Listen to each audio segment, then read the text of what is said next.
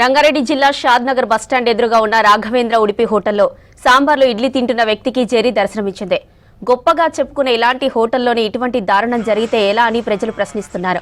ఇలాంటి food safety maintain చేయని హోటల్స్పై కఠిన చర్యలు తీసుకోవాలని జనం డిమాండ్ చేస్తున్నారు. మన షాద్నగర్ బస్టాండ్ ఆపోజిట్ వచ్చేసి మన రాఘవేంద్ర హోటల్లో ఈరోజు మార్నింగ్ నేను రసం ఇడ్లీ తినడానికి వచ్చాను. రసం ఇడ్లీ తింటుంటే మనకైతే తాడుజీర వచ్చేసింది దాంట్లో. సో కొద్దిసేపు అయితే తాడుజీర కూడా తినేవాడిని. చాలా మంది చాలా రకాలుగా వచ్చి ఇక్కడ టిఫిన్ చేయడానికి వస్తుంటారు. సో ఈ హోటల్ యజమాని వచ్చేసి జాగ్రత్త లేనందువలన ఈరోజు హోటల్లో తాడుజీర మనం తినే ఐటెంలో తాడుజీర అనేది తగిలింది. రంగారెడ్డి జిల్లా షాద్నగర్ బస్టాండ్ ఎదురుగా ఉన్న రాఘవేంద్ర ఉడిపి హోటల్లో సాంబార్ ఇడ్లీ తింటున్న వ్యక్తికి జెర్రీ దర్శనమిచ్చింది. గొప్పగా చెప్పుకునే ఇలాంటి హోటల్లోనే ఇటువంటి దారుణం జరిగితే ఎలా అని ప్రజలు ప్రశ్నిస్తున్నారు.